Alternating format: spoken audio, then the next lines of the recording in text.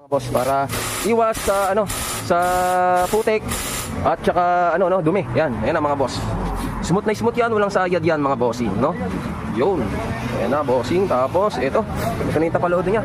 Extension para hindi madumihan yung kanyang yung tangke, lalo na yung mga sensor ng tangke, no? Tapos yung ECU nandiyan din, so wala na, hanggang dito na lang yan. Pag bumaba pa yan, hanggang dito na lang yung yan, ang dumi, no? So wala na, safe na yan kay bossing. Alright. Salamat bossing, galing pa ng Rizal si boss. Dito pa nagpagawa sa All Touring Garage yan, oh.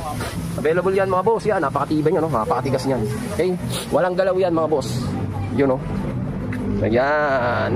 Tatay Concept. Yan, Tatay Concept. Wala kaming pakialam sa inyo. Basta kami sa ipang aming motor. Lalo na yung ilalim. At yung nag-error 12. Okay? Maraming salamat boss. Ayan na, napakaganda. Tapalodo extension dito sa All Touring Garage mga boss. Salamat. Good morning mga bossing. Yan, may karga tayo. Honda Beat FI yung mga boss. Tapos syempre mga boss, ito. May pumunta sa atin dito mga boss. Aerox version 3 mga boss, magpapalagay siya ng ng extension dito sa may sa may kanyang tapalodo. Lalagyan natin ng extension mga boss kasi nga naman madalas nag-uulan kahit summer. Siyempre, protekta na rin para hindi mapasukan ng dumi dito sa tangke, no? Yan, pati yung mga sensor diyan, napakadelikado. Tapos yung ECU nandun din sa pinakataas, nandun din yan, kaya abot na abot ng dumi. Ayan, may bakas ng dumi, oh. So papalagyan natin, nagpapalagay si sir ng extension ng tapalodo. At saka dito sa likod, lalagyan natin yan mga bossing. So yung finished product niyan mga boss, ito sa Aerox ko mga boss. Yan. Nakita nila tayo ni bossing sa vlog natin, ayan, oh.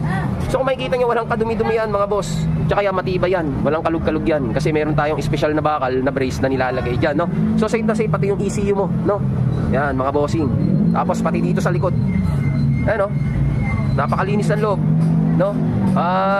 Siya, hindi siya prone sa mga error, lalo na yung error 12, horror 12 na sinasabi. Yan mga bossing, no?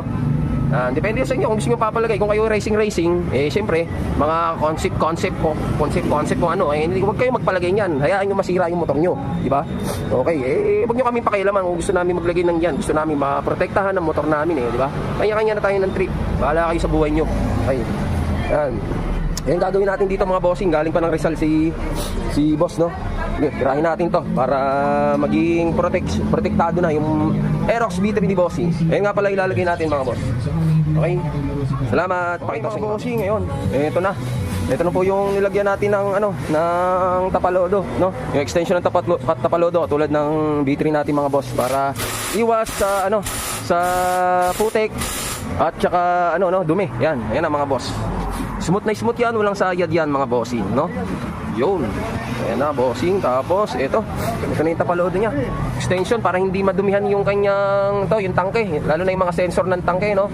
Tapos yung ECU nandiyan din, so wala na, hanggang dito na lang yan. Pag bumaba pa yan, hanggang dito na lang yung ang dumi, no? So wala na, safe na yan kay bossing. Alright. Salamat bossing, galing pa ng Rizal si boss. Dito pa nagpagawa sa All Touring Garage yan, oh.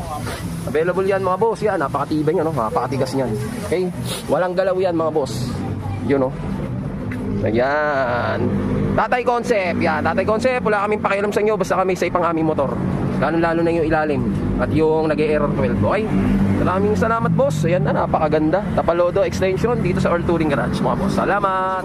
Alis na si bossing. Tuwan-tuwa si bossing sa kanyang extension ng tapalodo. Safe na raw siya. Kahit saan siya magpunta ng putik, baha.